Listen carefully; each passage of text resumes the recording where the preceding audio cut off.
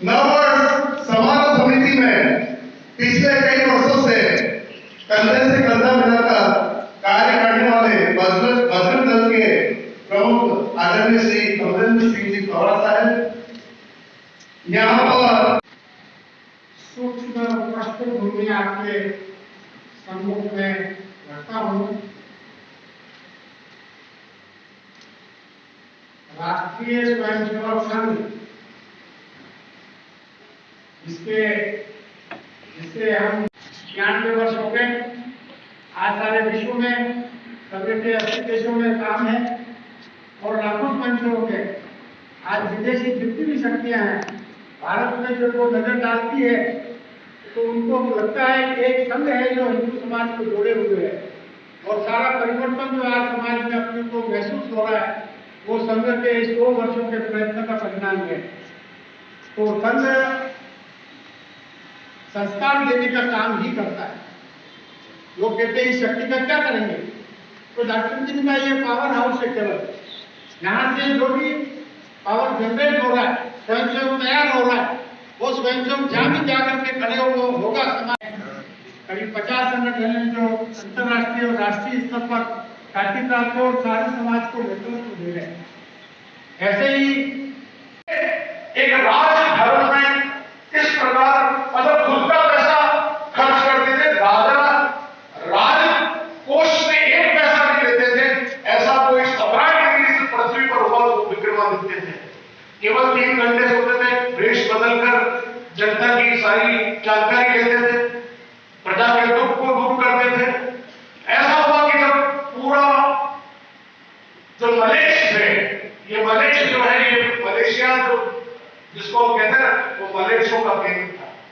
ये मलेशियों ने जब आतंक किया तब इंद्र का सियासत भी डोला। उन्होंने भगवान शिव को जाकर कहा कि प्रभु ऐसा कुछ करिए कि इसका इन दुष्टों का नाश होता। उन्होंने भगवान शंकर ने पार्वती गोदी में बैठे हुए गणेश को इशारा किया कि पुत्र तुम जाओ और भूलों पर जन्म लो।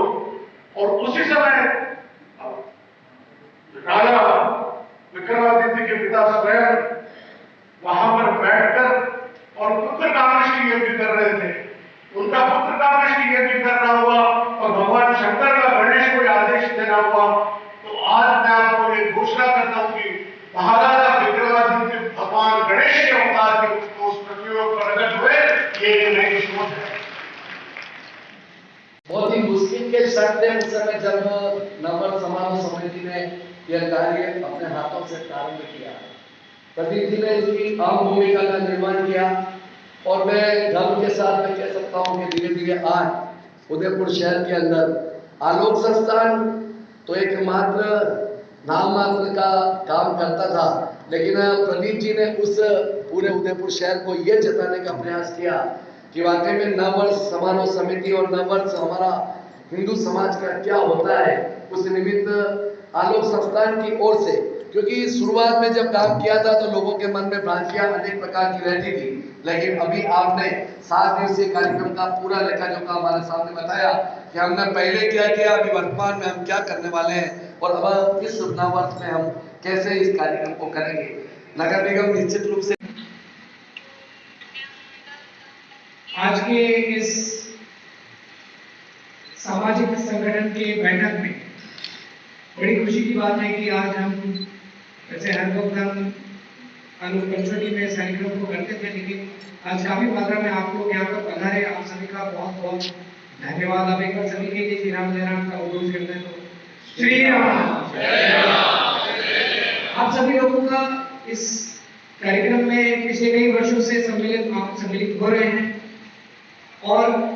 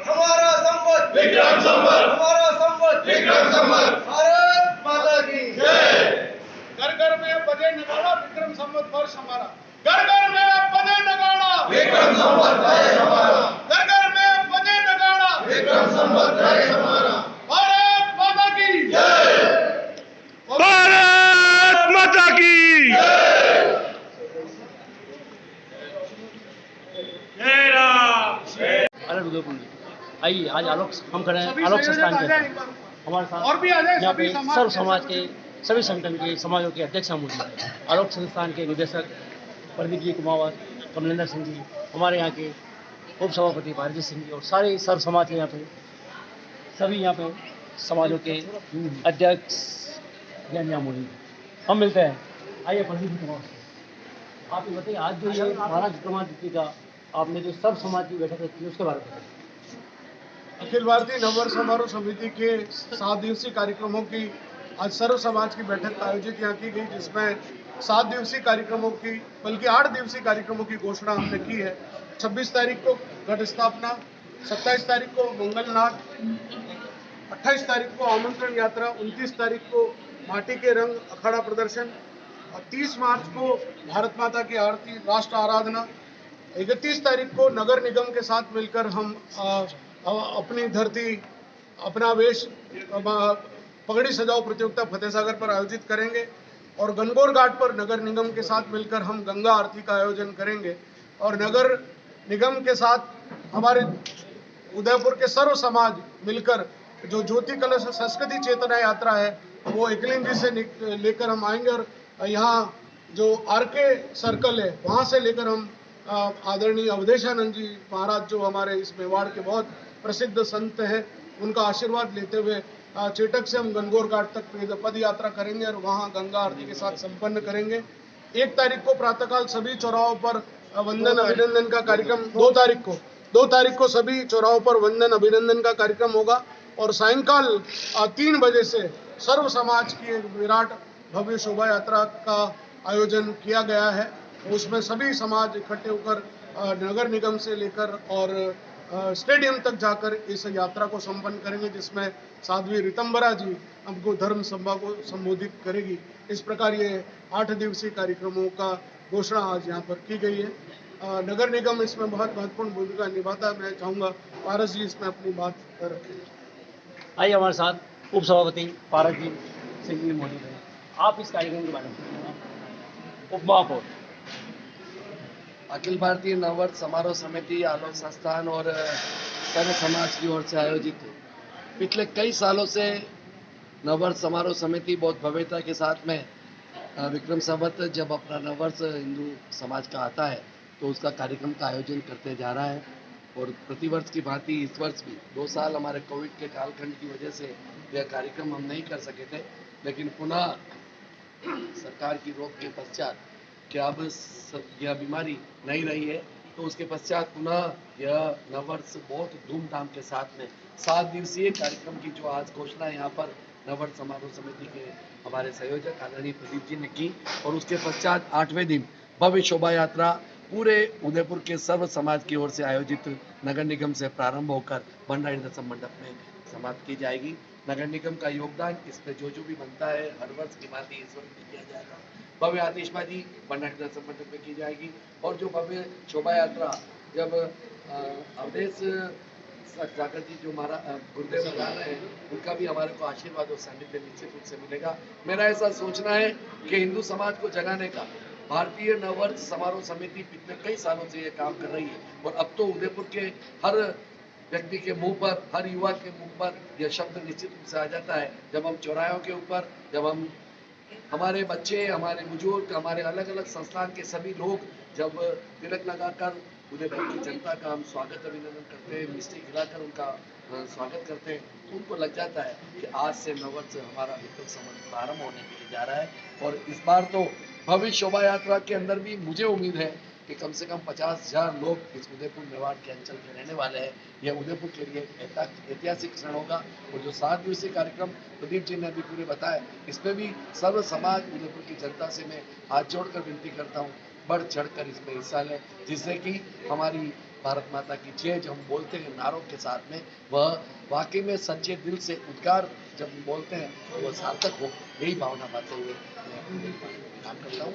धन्यवाद। जय भारत, जय हिंद। उप महापौर जी ने बताया कि 50,000 से भी ज़्यादा की संख्या में ये जो समारोह होगा उसका आगाज होगा, और बहुत ही उत्साहित हैं। पिछले 2 साल से जो नगर निगम नहीं कर पाई है उसका भी कहीं इनको मलाल है, और अभी उत्साहित हैं, तो बहुत ही अच्छा कार्यक्रम हम उम्मीद करते हैं। आइए हमारे साथ मौजूद है कमला बजरंग दल।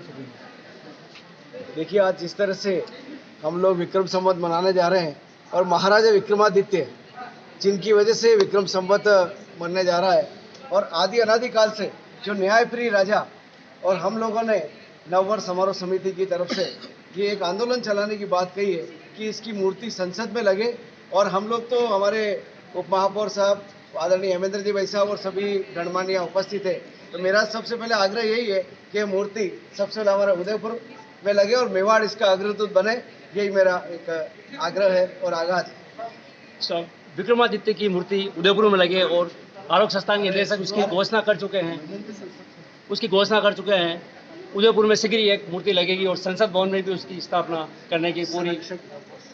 और साथ ही हमारे मौजूद हैं नववर्ष समिति के संरक्षक हेमेंद्र जी, आदरणीय हेमेंद्र जी भाई साहब।